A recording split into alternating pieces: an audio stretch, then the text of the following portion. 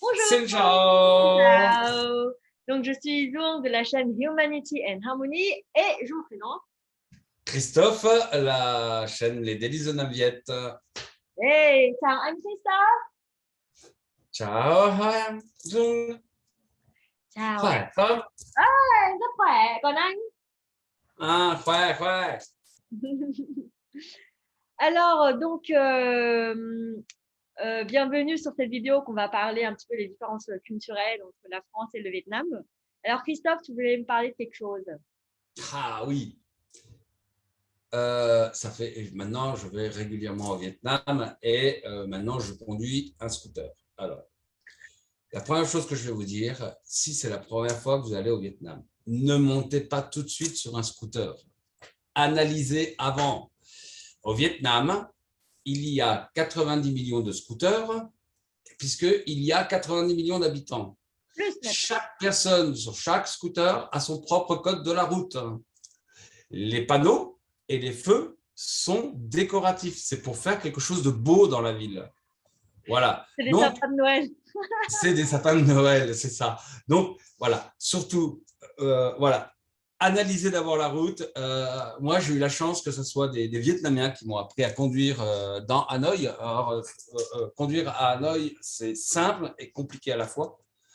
Voilà. Et après, en dehors des villes, c'est encore une autre façon de conduire. Donc, voilà. Je me rappelle d'une anecdote d'ailleurs. Un jour, je conduis entre Hanoï et Viet Tri.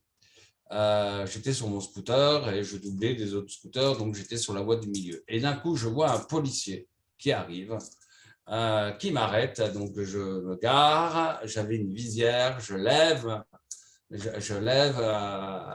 ma visière, et je fais « What ?» Et là, il me regarde, tout interloqué, et il me fait « Where are you from ?» Et là, je lui fais « Toi, Fab ?» Et là, il fait « Oh, Fab, champion de ligne, champion du monde !»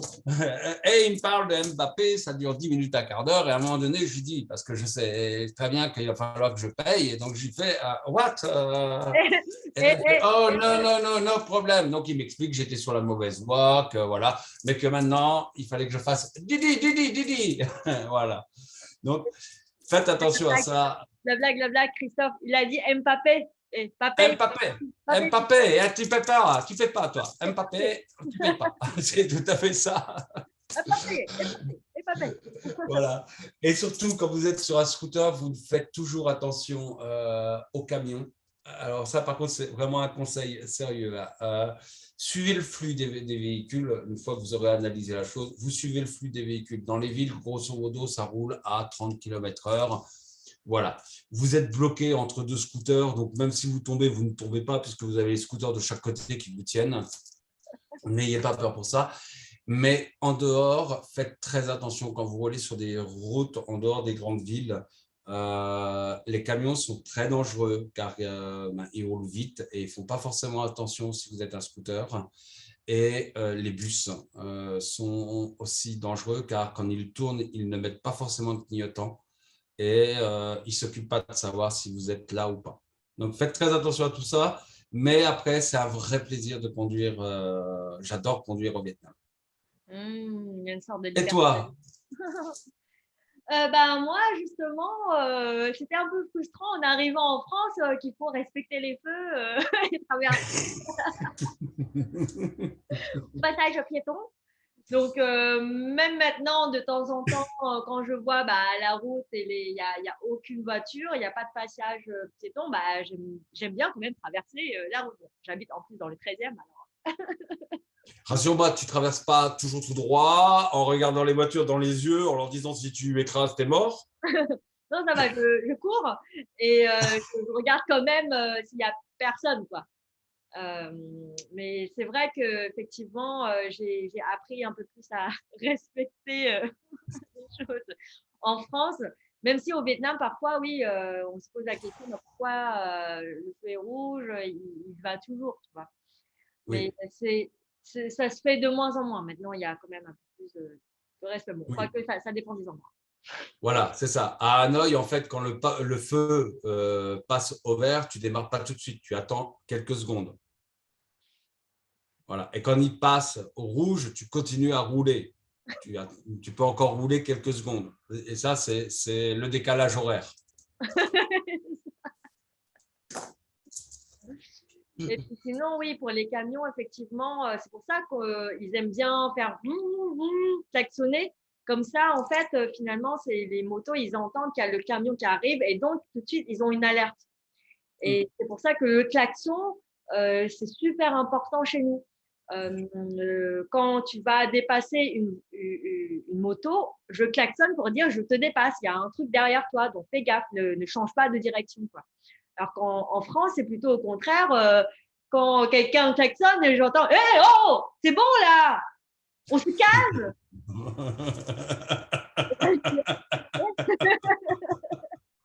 C'est tout à fait ça. Au Vietnam, le klaxon, c'est pour prévenir. En France, c'est pour sévir.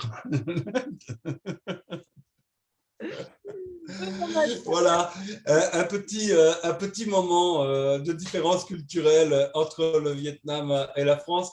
La prochaine fois, je vais vous parler de quelque chose d'assez incroyable au Vietnam qui m'est arrivé au début et je ne comprenais pas. C'est quand vous êtes invité chez quelqu'un pour manger. Très bien. Eh bien, donc, rendez-vous déjà aussi donc, sur la chaîne Humanity and Harmony. Le 27 mars de 11 h à midi, on fera un live sur les intermèdes culturels et vous pouvez venir poser vos questions sur la culture française, la culture vietnamienne. Et Christophe? Alors, ça sera le 21 mars. À la place du cours de Zong qu'on a régulièrement, eh ben, on fera un live, ce qui va vous permettre de poser toutes vos questions.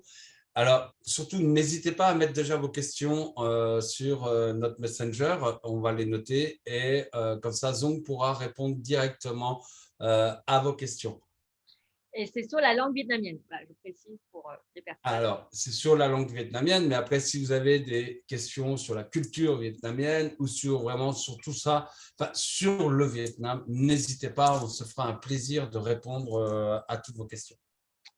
Voilà, très bien. Et puis pour le 27 mars, bien sûr, hein, c'est dans les deux cas, donc y compris les Vietnamiens qui sont curieux et qui veulent comprendre en fait la culture en France, il y a Christophe, Anne-Christophe. Ciao. Ciao. Voilà, parce que Xin Ciao. Ciao. Ouais. Voilà, faire attention quand on parle au Vietnam. Oh, c'est pour ça ton gabarit, parce que tu manges beaucoup de soupe. C'est ça. C'est ça. Tam Viet. Tam Viet, au revoir, à bientôt. Bye bye. Bye bye.